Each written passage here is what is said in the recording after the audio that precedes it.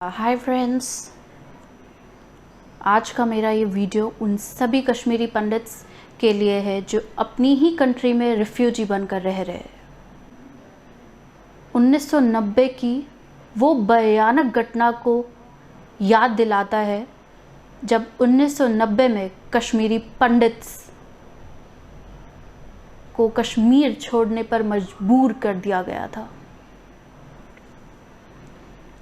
आज मैं अपनी channel all in one PR पर एक एजुकेशनिस्ट जो कि कश्मीर के ही पले बड़े हैं, जिन्होंने अपना बचपन, अपनी पढ़ाई सब कश्मीर से की है, उनका स्वागत करती हूँ। मिस्टर प्रदीप कोल, जो कि खुद एक कश्मीरी पंडित है। आइए सुनते हैं 1990 की वो दर्दनाक कहानी उन्हीं की ज़ुबानी। अचानक से ऐसा माहौल क्रिएट किया वहाँ, 1990 की बात मैं कह रहा हूँ। एज ए कॉमन सिटीज़न, जो कि मैं as a person I have given maximum time there, I work there, I am brought up there, my birth took place there. और ये सारे इवेंट्स को मद्देनज़र देखकर मैं ये कहना चाहता हूँ कि अपना घर जो होता है, घर कोई छोड़ना नहीं चाहता है। हम बाई चॉइस वहाँ से नहीं निकले, हमें निकाला गया वहाँ से। ऐसे कंडीशंस क्रिएट किए गए वहाँ कि कंडीशंस क्या, सीधे हमें ये पोस्टर्स लगाए गए कि Kashmiri pandits leave the valley, आप चले जाओ यहाँ से, आपका कोई मतलब नहीं है यहाँ हमारे साथ। यहाँ क्या चलेगा, निज़ाम मुस्तफ़ा, यहाँ इस्लाम एस्टैब्लिश होगा, आप चले जाओ। पोस्टर्स लगा दिए गए हमारे घरों के बाहर, स्ट्रीट्स पर ये प्रचार किया गया। लाउड स्पीकर्स जो मस्जिद होती हैं, जहाँ मौसिक में नमाज़ पढ़ते हैं, लाउड स्पीकर्स पर ये स्पीच दिया गया कि आप चले जाइए। और ये तो वर्बल था, ये सिर्फ बोलते रहे थे, लेकिन जब प्रैक्टिकली ये फिर हमारी कम्युनिटी मेंबर्स पर इनने अत्याचार करना स्टार्ट किया। First go was our Kashmiri Pandit Tikalal Taploo. उसको अपने ही मोहल्ले में जो ये टेररिस्ट लोग थे आए और मार दिया उसको। फिर उसके बाद MK रैना, उसको वाइल्ड ड्यूटी में ही फूड एंड सप्लाईज के वो डेप्टी डायरेक्टर थे। लसकाल मिस्टर लसकोल, जो डायरेक्टर दूरदर्शन के थे, रेडियो कश्मीर के थे, उसको वो अपने एलिंग पेरेंट्स को देखने बेमना रेजिडेंस देखने के लिए हो गए। वो उनका वहाँ अकोमोडेशन था, तो जो ही वो उनको एलिंग पेरेंट्स को देखने गए तो दरवाजे पर ही उसकी हत्या कर दी गई। फिर ऐसे ही ये लगातार, फिर एक और कश्मीरी पंडित जो कि अपने ही घर में उसको मारा गया, ड्रम में। ये कायर लोग जो है टेररिस्ट थे, उसको ड्रम में मारा गया, BK गुंजू। तो ऐसा सिलसिला चलता गया। और सबसे बड़ी बात ये है, जो ये लोग थे, ये इस तरह इन्हें अपना सिचुएशन वहाँ क्रिएट किए, फेयर साइकोसिस इतना क्रिएट किया, जो वहाँ लोकल मुस्लिम्स थे वो भी बचाने नहीं आए। इनफैक्ट जो ये BK गुंजू को मारा गया, वो लोकल मुसलमानों ने उनको दिखाया, क्योंकि वो टेररिस्ट चले गए, उनको कहा कि वो यहाँ पर नहीं है। फिर इशारे से वहाँ जो मोहल्ले में थे, नहीं वो उधर ही है, तो मार दिया गया। तो जो हमारे लोकल जो मुस्लिम्स थे, वो भी तो काफ़ी विलनस रोल उन्हें फिर पार्ट प्ले किया, मारने का सिलसिला स्टार्ट हो गया। और बिल्कुल सरेआम मॉस्क्स में ऐलान किया गया, कश्मीरी पंडितों जाओ, और ऐसी कुछ इवेंट्स हैं जो कि हम बता नहीं सकते हैं, जो हमारे माँ बेटियाँ उनके साथ क्या किया है। Brutally they were killed, kidnapped, raped, what not. And plus सबसे इम्पॉर्टेंट जो है बात, उस वक्त की जो गवर्नमेंट थी वो कहीं दिखाई नहीं दी हमें, जो उस वक्त हमारी कम्युनिटी को बचाने के लिए आए। हमारे जो उस वक्त के चीफ मिनिस्टर्स थे वो लंदन चले गए। There was no rule of law, lawlessness थी, there was nothing at all. Militants were freely moving with their AK-47 guns in the streets, harassing Kashmiri Pandits all the way. तो इस situation में कश्मीरी पंडितों के पास कोई alternative नहीं था। जब वो देखते गए कि लोगों को मारते जा रहे हैं, सिलेक्टिव किलिंग्स हो रही है, और गवर्नमेंट की तरफ से भी कोई ऐसा नहीं था कि वो हमें बोलते नहीं हम प्रोटेक्शन देंगे, because there was no government that time. हमारे उस वक्त के जो फारूक अब्दुल्ला साहब थे वो चले गए लंदन हॉलिडे मनाने के लिए। कश्मीर जल रहा था, कश्मीरी पंडित्स को तो मार रहे थे। There are mass murders of Kashmiri Pandits in the streets of Kashmir, they are brutally killed. इतना जहर इन लोगों में भरा हुआ था, किन्होंने भरा था वो सबको पता है।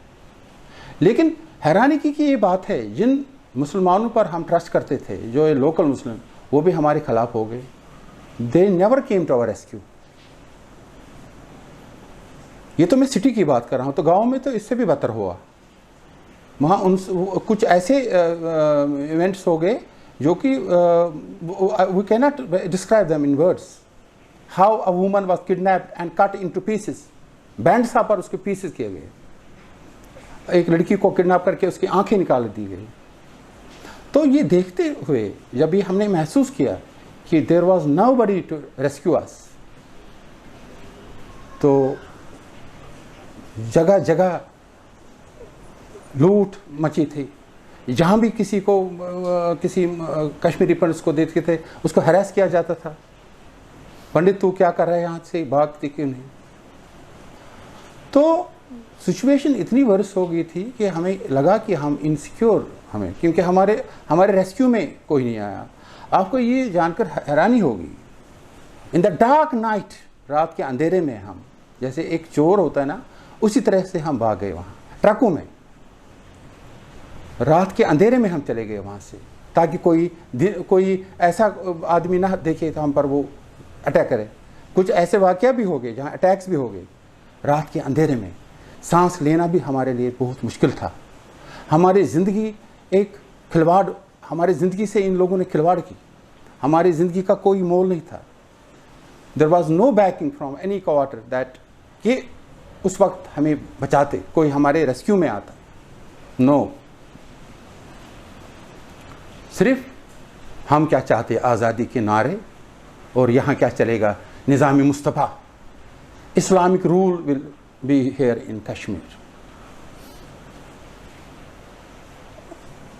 तो मजबूरन पहली बात यह है, कोई अपनी चॉइस से घर छोड़ता नहीं। रोना आता है जब किसी को अपना घर, जिसके साथ वो इमोशनली अटैच होता है, पुरखों ने, उसके फोर फादर्स वहाँ रहते हैं, एक घोंसला होता है। कोई घोंसला, अगर परिंदे भी होते हैं, अगर हम किसी वक्त देखते थे किसी परिंदे का कोई घोंसला हम तोड़ते थे, हमें रोना आता था, देखो बेचारा ये परिंदा कहाँ जाएगा। हमने अपने घोंसले, अपने जो भी था सारा छोड़, हम सब कुछ जो था हमने वही छोड़ा, क्योंकि उस वक्त हमारी प्रायोरिटी थी लाइफ को बचाना, क्योंकि हमारे लाइफ का कोई मोल ही नहीं था। जैसे एनिमल्स को मारते, स्लाटर करते थे, उसी तरह कश्मीरी पंडित्स को भी वहाँ वही हालत हो गई थी। इतना एडमिनिस्ट्रेशन इतनी फेल थी, जो कश्मीरी पंडित इंटेलिजेंस में काम करते थे उनको चुन चुन कर मारा गया, उनको चुन चुन कर मारा गया। हमारी तो एक आम नागरिक की बात ही नहीं थी। मतलब ऐसा लग रहा था कि बस आज़ादी शायद ये ले ही रहे हैं। लेकिन मुझे एक बड़ा एक क्वेश्चन है, ये आज़ादी किन से ले रहे हैं? इनका क्या था, उतना जुल्म क्या था? एज ए कश्मीरी पंडित मुझे पता है, all the comforts in the world Kashmiri Muslim used to enjoy.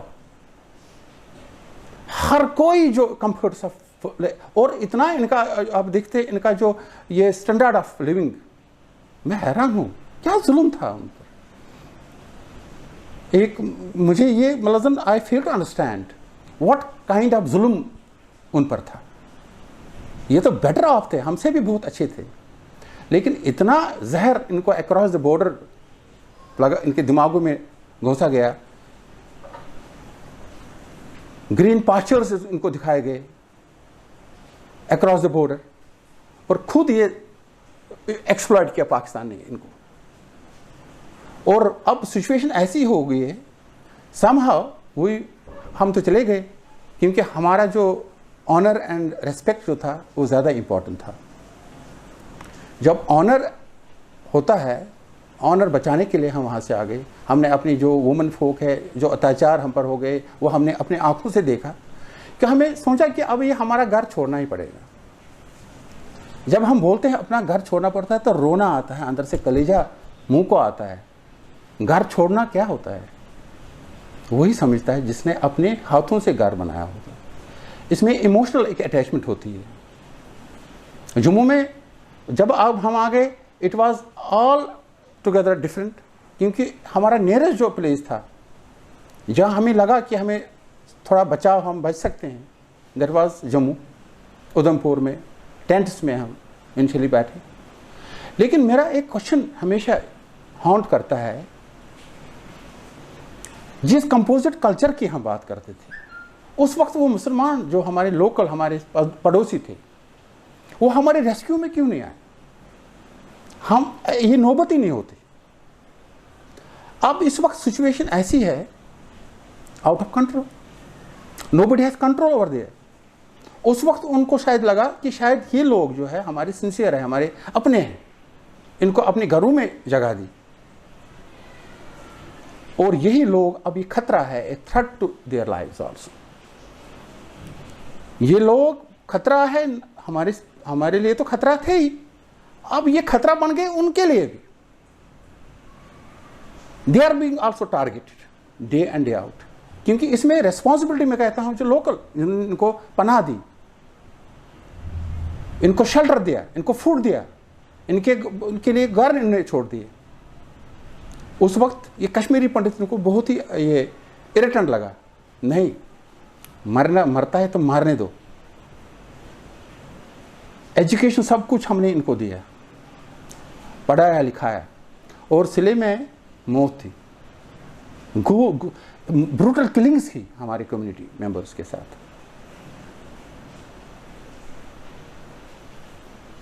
जितना हम कहें उतना कम है। मैं majority of my life I have spend इन कश्मीर, तो मुझसे ज़्यादा इसके बारे में कुछ नहीं कह सकता। अब पॉलिटिक्स चलता है, अब ये हम इनको रिहेबिलिटेट करेंगे, कुछ क्वार्टर्स बनाए।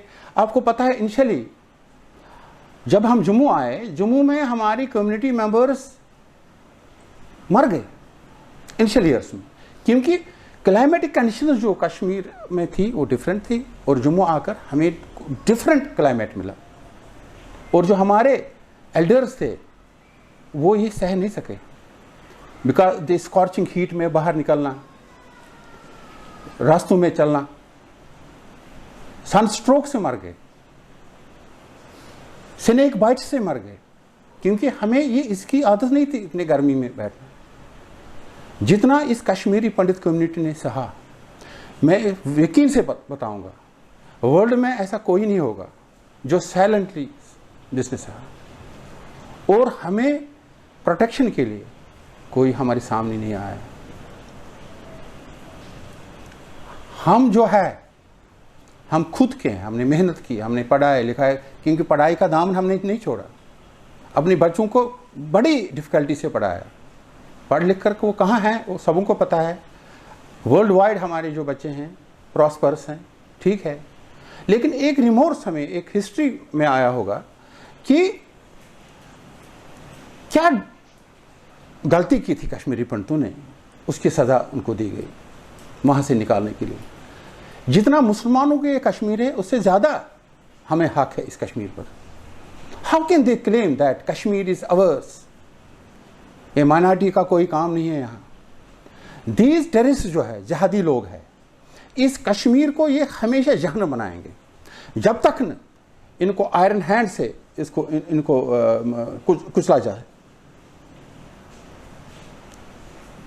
और आज तक गवर्नमेंट ने पॉलिटिक्स खेला, हमारे सेंटिमेंट्स से खेला।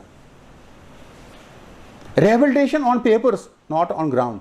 अब जो ग्राउंड लेवल पर भी कोई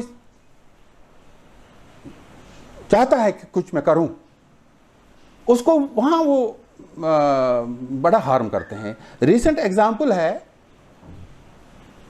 जो अजय पंडिता भारती जो है, वो रिसेंट एक एग्जाम्पल है जो कि 1996 में वहाँ वापस हो गया, उनके बीच बैठा, उन्हें बड़ा लगा कि वो बहुत उसको प्यार करते हैं, मकान बनाया, सरपंच बन गया, इलेक्टेड मेंबर था।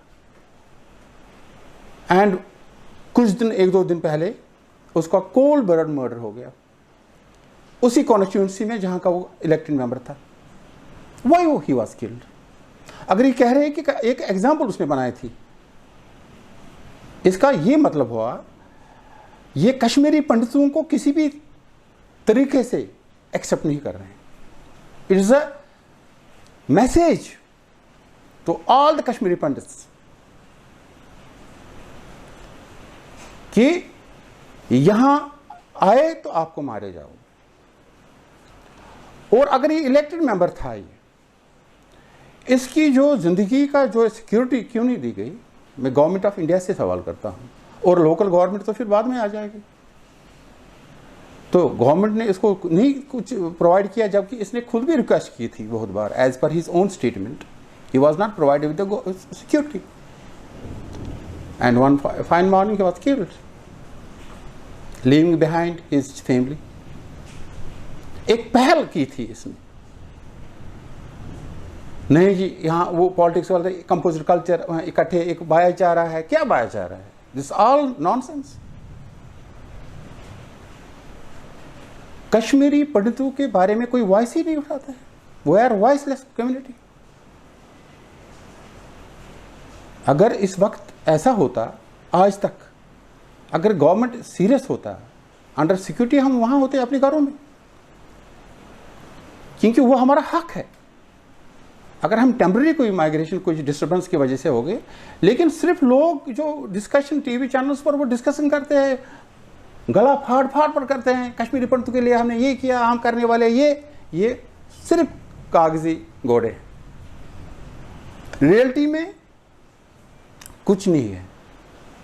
हाँ, सिक्योरिटी फोर्सेस बहुत अच्छा काम कर रहे हैं, उनको मार रहे हैं, लेकिन मैं कहता हूं जो वहां का बाशिंदा है वो कश्मीरी पंडित, उन लोगों को एक्सेप्ट ही नहीं है। वो तो एग्जाम्पल अजय पंडिता की एग्जाम्पल है, उसको क्यों मारा गया? Because he was Kashmiri Pandit. Government जागो और देखो सीरियसनेस, इस कम्युनिटी को एक्सटिंक्ट मार रहे हैं हम। जम्मू में एक ऑल ओवर द कंट्री हम फैले हुए हैं, लेकिन एक रिमोर्स हमेशा रहा, हमारा जो वॉइस बनकर गवर्नमेंट नहीं आया। गवर्नमेंट ने हमें कोई ऐसा प्लान उनके पास नहीं है कंक्रीट। अब जो प्लान बनाने वाले हैं, जो बनाया भी है, जैसे पन कश्मीर ने एक प्लान बनाया था, return of rehabilitation of Kashmiri Pandit, उस पर भी कोई ध्यान नहीं देता है। एक अच्छा मैप बनाया था under the leadership of Agnishekhar जी, बहुत ही सेंसिबल अच्छे इंसान है वो। और वो टीम जो है, एक पन कश्मीर का एक अलग सा वो एरिया उन्होंने कहा था कि वी विल लिव लाइक एक under the banner of UT status होना चाहिए और इंडियन फ्लैग होगा वहाँ। Every Kashmiri Pandit is 100% Indian. लेकिन जब नेशनलिस्ट फोर्सेस के यह हाल है कि for granted government of India ने हाँ जी ये है तो है, मरते हैं तो मरने दो। इस वक्त ह्यू एंड क्राई होनी चाहिए ऑल ओवर द वर्ल्ड। हमारी गवर्नमेंट कहाँ है? ये सोई हुई है। जागो गवर्नमेंट, कुछ करो, कहीं कल ज़्यादा देर ना हो। Thank you. बहुत बहुत धन्यवाद मिस्टर कोल आपका हमारी चैनल पे आने के लिए। आई होप गवर्नमेंट आपकी बात सुने और समझे और उस पर कुछ एक्शंस ले। Thank you so much. दोस्तों, अब आप समझ ही चुके होंगे कि अजय पंडिता जी की मृत्यु, उनकी हत्या एक सोची समझी साजिश है ताकि कश्मीरी पंडित्स कश्मीर वापस ना लौट कर आए। मैं आपको कुछ साल पुरानी कुछ क्लिप्स दिखाना चाहूँगी जिससे आप अंदाज़ा लगा सकते हैं कि कश्मीरी पंडित्स किस गंदे दौर से गुजरे हैं। आइए देखते हैं। That was the night which I never forget. We left the place on 20th January 1990. In fact, the biggest problem with me was that my wife was pregnant with our second child. In the night at 4 we left Valley along with my family. So that was a terrible night. We will never forget that night. भगवान करे, मैं ये आपको बता रहा हूँ seriously, भगवान करे आज के बाद किसी भी जीव जंतु को ऐसी मुसीबत ना होना पड़े। नो डाउट इस वक्त मैं खाता हूँ पीता हूँ, मैंने अपनी स्ट्रगल की, हम लोगों ने स्ट्रगल की, मेहनत मजदूरी की है, कलम अपना चलाया, कुछ चलाया, स्ट्रगल किया, स्टैंड हुए, मानने को मैं तैयार हूँ। लेकिन जो वो 3 साल वो 4 साल वो हम जानते हैं जो हमारा टेम्परेचर वहाँ पर 26 था और हमें पता है कि हम 47 डिग्री टेम्परेचर कैसे हमने यहाँ पर फेस किया। हम जानते हैं वहाँ अपना आशाना था, 12 कमरे मेरे फादर ने हम 4 भाइयों के लिए बनाए थे अपने मकान में, 3 स्टोरी, और यहाँ मुझे 3 साल टेंट में रहना पड़ा। यहाँ मैं मिसिस के साथ था और रात को हमें सांप उधर से निकलते थे, वो हम जानते हैं। वो दिन हम जानते हैं, वो दिन हम जानते हैं कि किस तरह हमने फेस किया।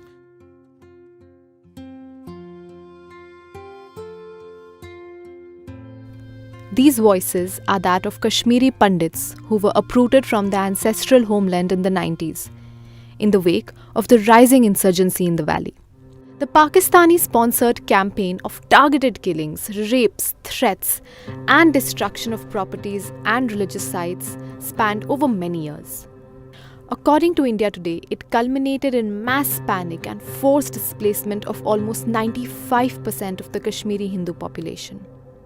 As events reached a feverish pitch, that day, 19 January, came to be known as the Kashmiri Exodus Day. My name is Garvita Khaibri, and in this podcast, you will hear from some of those whose lives completely changed on that fateful day.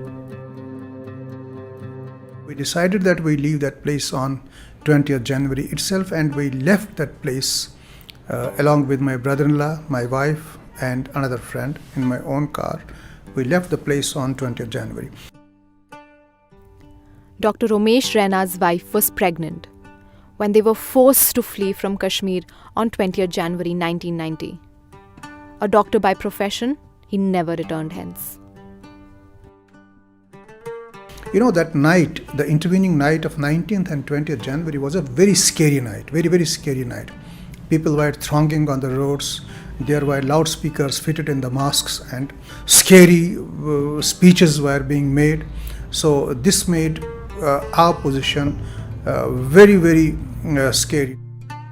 The only idea was that time that things will be settling down maybe a few days after or a few weeks after, and we might be in a position to return back, but that never happened. Most Pandits from the valley left their homes hoping that one day they will return. They had barely packed their belongings, but it wasn't going to be so. Dr. Ashok Raina, who was a practicing veterinarian in Srinagar, fled with his family with a paltry sum of money. Dr. Raina was in his early 30s then. Only men can leave, not women. This was their Allahu Akbar, Nale Takbir, and all the these Indian dogs go back. This was the on the 1990 what happened. We have picked a taxi, and in the night at 4 we left Valley along with my family. and there were we had nothing belongings with us except the certificates of my kids and my this education qualification certificates and summer clothes which were in a very small suitcase. Nothing, everything was left there, and our all property and the keys were handed over to my neighbor of my property of my house, along with the belongings which I had in my house. Yamuna Rani Kaul was adamant that she and her family will not leave the ancestral house in Pulwama. She was 30 when a Pandit majority colony in Pulwama was attacked by terrorists. She felt safe in the confines of her house.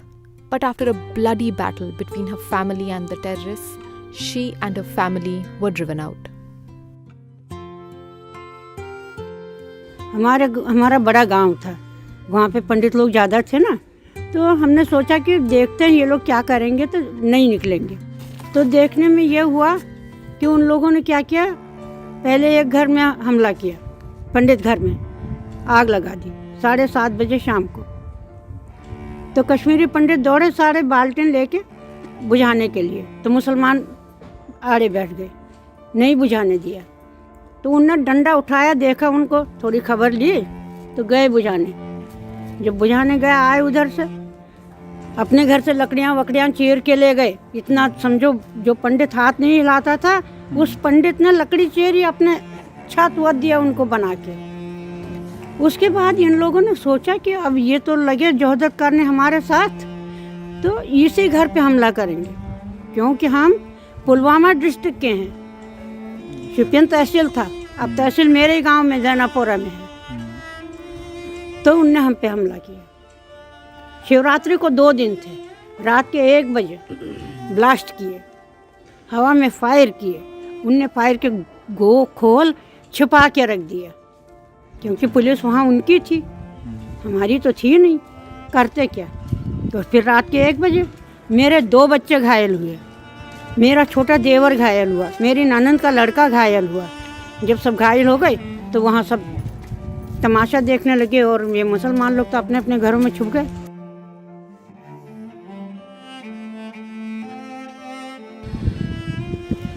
इसके बाद क्या हुआ, जब यहाँ आए चावल मिलता था सड़ा। आज 8-9 महीने हो गए, 1 किलो चीनी देते थे, वो भी बंद कर दी। ऊपर से ऑर्डर आया, बंद हो गई। चावल वो भी किसी काम का नहीं है। आटा, उसमें भी रेता चोकर पीस के लाना और हिंदुओं को दे देना, क्योंकि हिंदू भिखारी बन गए अब यहाँ। भगवान वो दिन कभी हमें को नहीं दिखाए।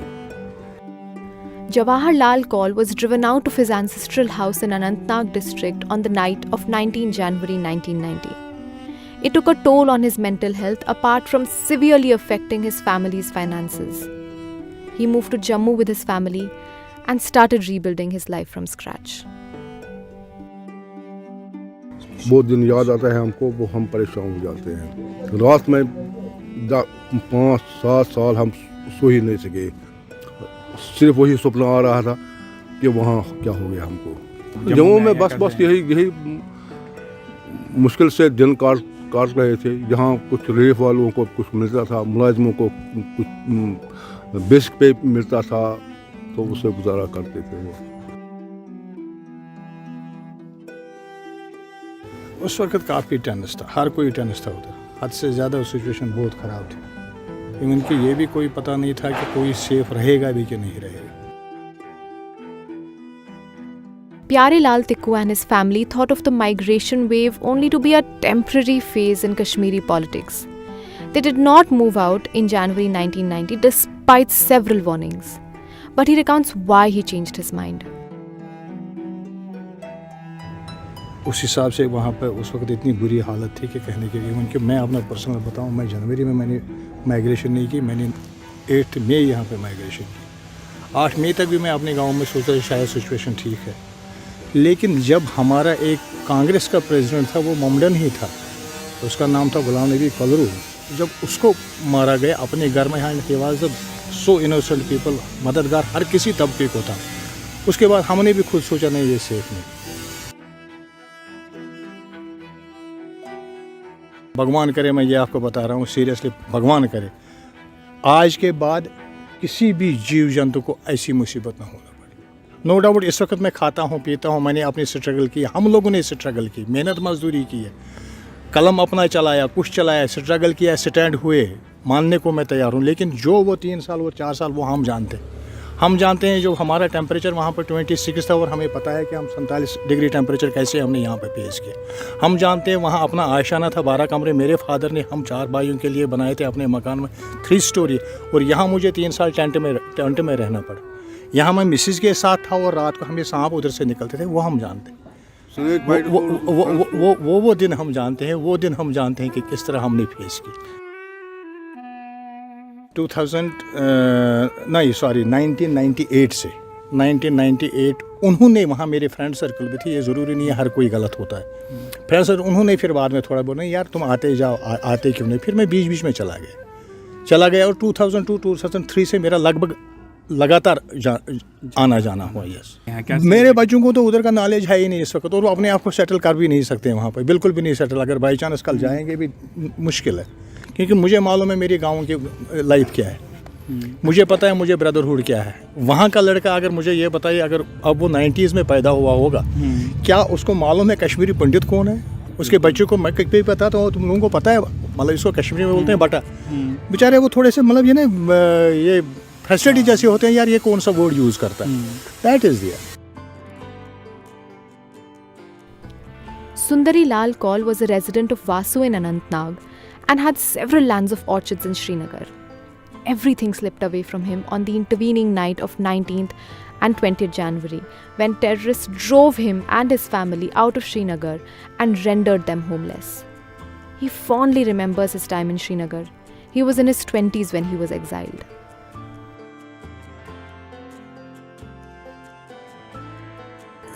ये 30 साल पहले की बात है। उस वक्त हालात ऐसे थे, मिल्टन सिंह ने एंटायर कश्मीर को अपने कब्ज़े में लिया था। फिर 19 जनवरी को ऐसा हुआ, वो इसे it was a unfortunate day for all of the Kashmiri Pandit community. उसमें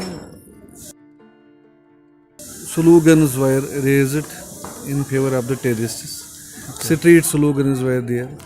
हर किसी मॉस्क में लाउड स्पीकर से अनाउंसमेंट किया गया कि कश्मीरी पंडित यहाँ से निकल जाए, otherwise they will be brutally killed.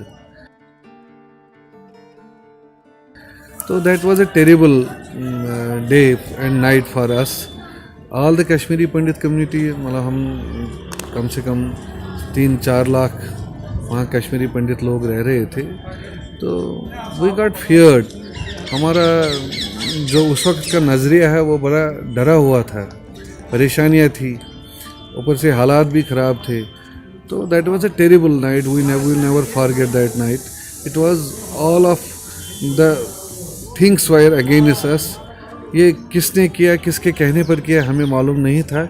हमारे पास एक ही ऑप्शन था कि हम अपनी जान बचाए, और हमें वहाँ से निकलना पड़ा, हमें निकाला गया वहाँ से। तो हम कहते हैं कि 19 जनवरी जो का वो 30 साल पहले का दिन था, हमारे लिए ब्लैकेस्ट डे था।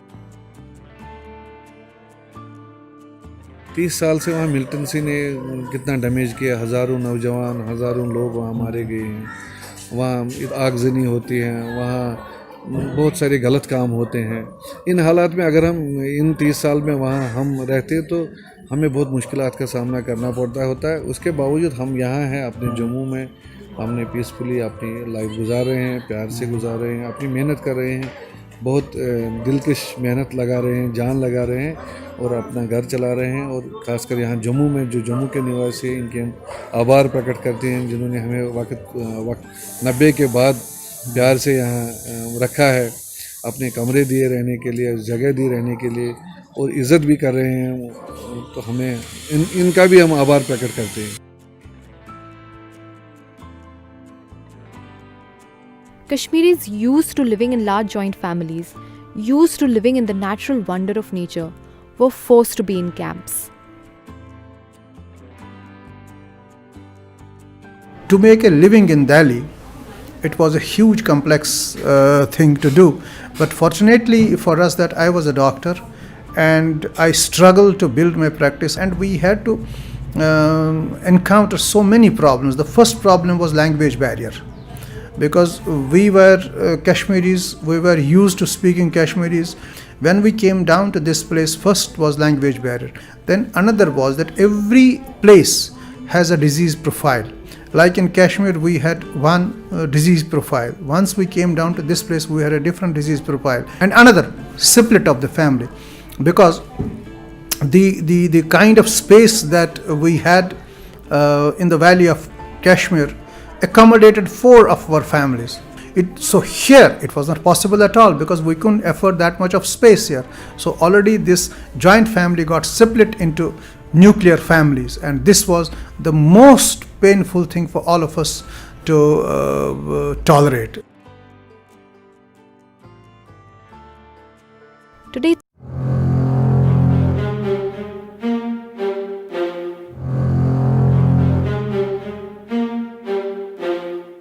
जनवरी 1990 ये वो तारीख थी जब आज़ादी के बाद जवाहर टनल के उस पार लाखों लोगों को विस्थापन का दंश झेलना पड़ा, और ना चाहते हुए भी उन्हें टनल के उस पार से इस पार आना पड़ा। जवाहर टनल वो रास्ता जो जम्मू को कश्मीर से जोड़ता है, और उस दिन ये रास्ता शायद किसी सरहद की तरह हो गया था, जिसके जरिए लाखों कश्मीरी पंडित अपनी जान बचाकर कश्मीर से जम्मू के शरणार्थी कैंपों तक पहुंचे थे।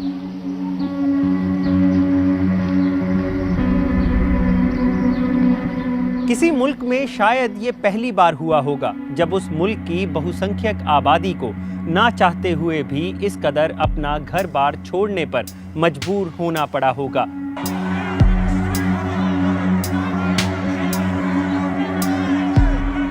आखिर उस दिन ऐसा क्या हुआ जिससे रातों रात इन कश्मीरी पंडितों को अपना घर बार छोड़ने पर मजबूर होना पड़ा? वो कौन लोग थे जिन्होंने कश्मीर में अलगाववाद की आग को बढ़ावा दिया? और 1987 के कश्मीर इलेक्शन में आखिर ऐसा क्या हुआ जिसने कश्मीर में मिलिटेंसी को पनपने दिया?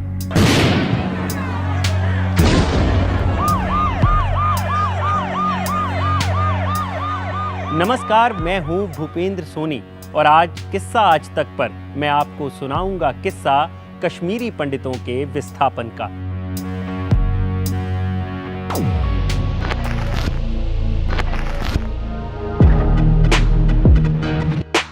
कट्टरवाद की ये कहानी शुरू होती है राजनीति से, और इस कहानी का सबसे पहला किरदार है फारूक अब्दुल्ला, जिन्होंने साल 1982 में अपने पिता शेख अब्दुल्ला की मृत्यु के बाद कश्मीर में मुख्यमंत्री पद की शपथ ली। साल 1983 में फारूक अब्दुल्ला की नेशनल कॉन्फ्रेंस इंदिरा गांधी की कांग्रेस के खिलाफ चुनाव में उतरी और जीत हासिल की। साल 1984 के लोकसभा चुनावों में फारूक अब्दुल्ला और इंदिरा गांधी की कड़वाहट और बढ़ गई, और इस कड़वाहट का नतीजा था साल 1984 में कश्मीर का सत्ता परिवर्तन। फारूक अब्दुल्ला के जीजा गुलाम मोहम्मद शाह ने नेशनल कॉन्फ्रेंस के 13 विधायकों को तोड़कर और कांग्रेस के 26 विधायकों के साथ मिलकर फारूक अब्दुल्ला को सत्ता से बाहर कर सरकार बनाई। इस सत्ता परिवर्तन का कश्मीर की आवाम ने विरोध किया और कश्मीर में धरने प्रदर्शन भी हुए।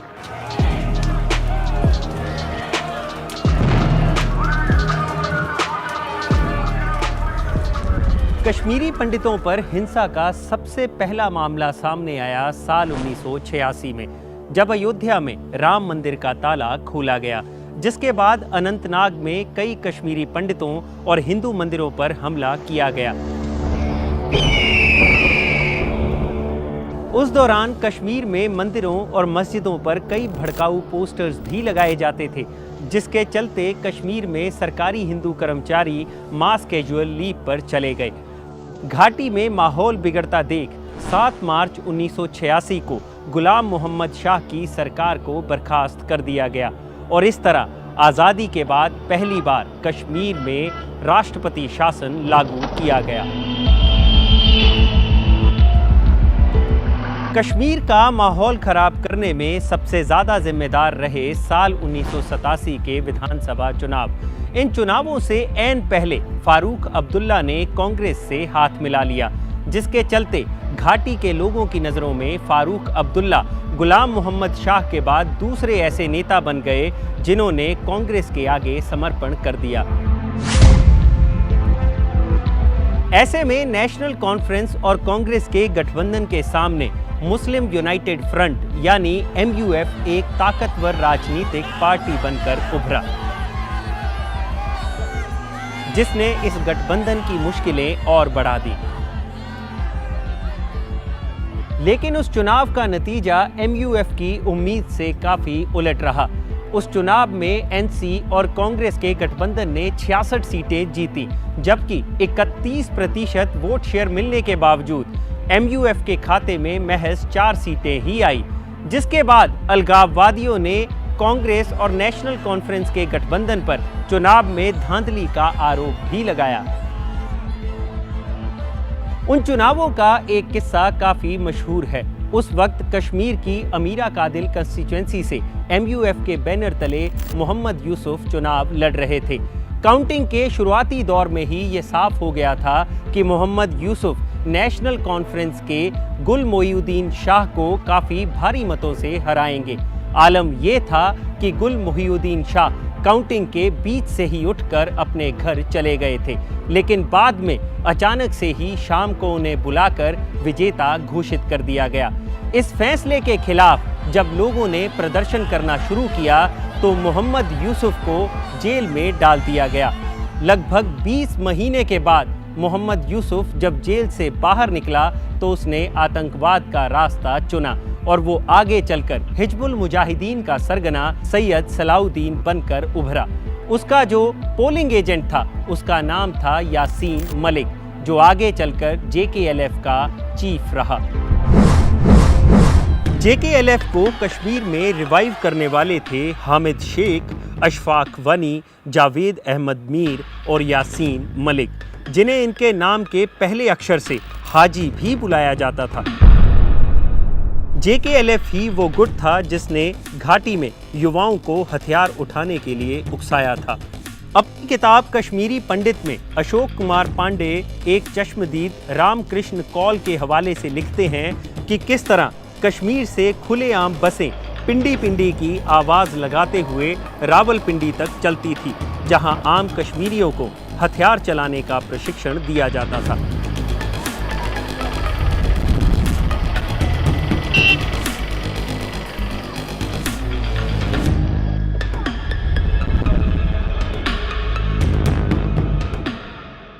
घाटी में धीरे धीरे कट्टरवाद हावी होना शुरू हो गया।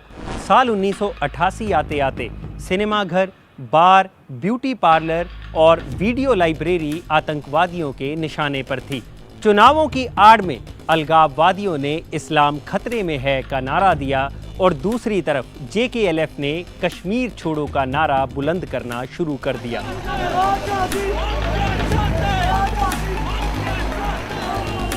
इसके बाद शुरू हुआ हत्याओं का सिलसिला। कश्मीरी पंडितों में पहली हत्या हुई 14 सितंबर 1989 को भाजपा अध्यक्ष और वकील टीकालाल टपलू की, और फिर 4 नवंबर 1989 को JKLF के मकबूल भट्ट को फांसी की सजा देने वाले न्यायाधीश नीलकांत गंजू की भी हत्या कर दी गई। इन हत्याओं की जिम्मेदारी JKLF ने ली।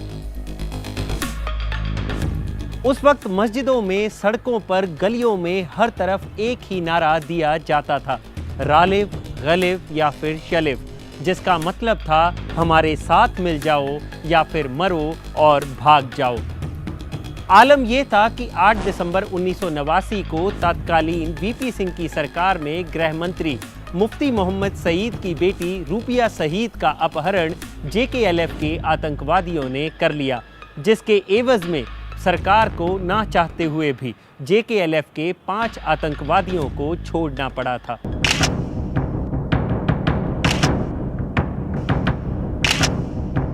उस वक्त घाटी में सरकारी नौकरी करने वाले कश्मीरी पंडित और आईबी के अधिकारी, जिन्हें मुखबिर भी कहा जाता था, उग्रवादियों के निशाने पर थे। हालात इतने खराब हो चुके थे कि 4 जनवरी 1990 को हिजबुल मुजाहिदीन की ओर से उर्दू अखबार आफताब में एक विज्ञापन छापा गया, जिसमें लिखा था कि कश्मीरी पंडित यहां से चले जाएं, नहीं तो अंजाम बुरा होगा। खैर, घाटी में बिगड़ते हालात को देखते हुए 19 जनवरी 1990 को जगमोहन को फिर से J&K का गवर्नर नियुक्त किया गया, जो पहले 1984 से 1989 तक भी J&K के गवर्नर रह चुके थे। फारूक अब्दुल्ला ने इस फैसले के विरोध में अपने मुख्यमंत्री पद से इस्तीफा दे दिया और इंग्लैंड चले गए।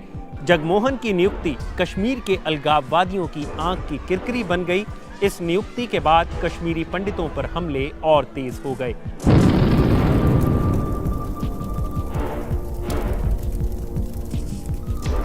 कश्मीरी पंडित 19 जनवरी की उस रात को कयामत की रात की तरह याद करते हैं। उनके घरों को जलाया जा रहा था, उन्हें मारा जा रहा था और उनकी बहन और बेटियों को अगवा कर उनका रेप और हत्या की जा रही थी। कश्मीरी पंडित संघर्ष समिति के सर्वे के मुताबिक साल 1990 से 2011 के बीच 399 कश्मीरी पंडितों ने अपनी जान गंवाई, जिनमें से 75% कश्मीरी पंडितों ने शुरुआती साल 1990 में ही अपनी जान गंवाई थी। बस इसी वजह से 19 जनवरी 1990 को कश्मीरी पंडित रातों रात कश्मीर छोड़ने पर मजबूर हो गए थे। सरकारी आंकड़ों और मीडिया रिपोर्ट्स के मुताबिक कश्मीर छोड़ने वाले कश्मीरी पंडितों की संख्या 2.5 लाख से लेकर 4 लाख के बीच आंकी जाती है। फारूक अब्दुल्ला की माने तो कश्मीरी पंडितों को कश्मीर से बाहर भेजने का प्लान गवर्नर जगमोहन का था। उनके मुताबिक जगमोहन ने कश्मीरी पंडितों को यह आश्वासन दिया था कि उन्हें 3 महीने के अंदर कश्मीर में वापस बुला लिया जाएगा, लेकिन वो इंतज़ार कभी खत्म नहीं हुआ। वहीं पेशे से वकील और ऑथर कश्मीरी पंडित प्यारे लाल कौल के मुताबिक ये बिल्कुल गलत है। उनके मुताबिक जगमोहन का इसमें कोई हाथ नहीं था। खैर, 19 जनवरी 1990 के बाद भी घाटी में कश्मीरी पंडितों की हत्या का सिलसिला जारी रहा। 13 फरवरी 1990 को दूरदर्शन श्रीनगर के निदेशक लासा कौल की हत्या और 1 मार्च 1990 को रेडियो कश्मीर के सहायक स्टेशन निदेशक PN हांडू की हत्या इसमें शामिल है। कश्मीरी पंडितों को घाटी छोड़ने के बाद भी काफ़ी बुरे हालात में रहना पड़ा। जम्मू कश्मीर की पुनर्वास विभाग की साल 2000 की रिपोर्ट के मुताबिक इन कैंपों में रहने वाली महिलाओं की हालत काफ़ी ख़राब थी।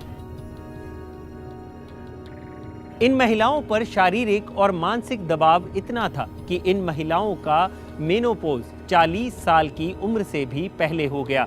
इनमें से 1/4 महिलाएं तो ऐसी थी जिनकी उम्र 34 साल से भी कम थी।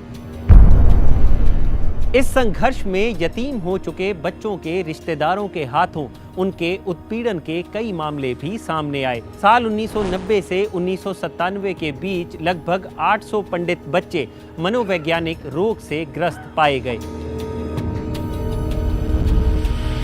खैर, विस्थापन के बाद कश्मीरी पंडित परिवारों ने जम्मू और दिल्ली में रहना शुरू किया और फिर धीरे धीरे रोजी रोटी के लिए देश के अन्य कोनों में भी अपना बसेरा बनाना शुरू कर दिया। लेकिन पिछले 30 साल से इन्हें इंतज़ार है उस घड़ी का जब इनके कातिलों को सज़ा मिलेगी और ये अपने घर बेखौफ होकर वापस लौट पाएंगे और फिर से सर उठाकर उन्हीं गलियों में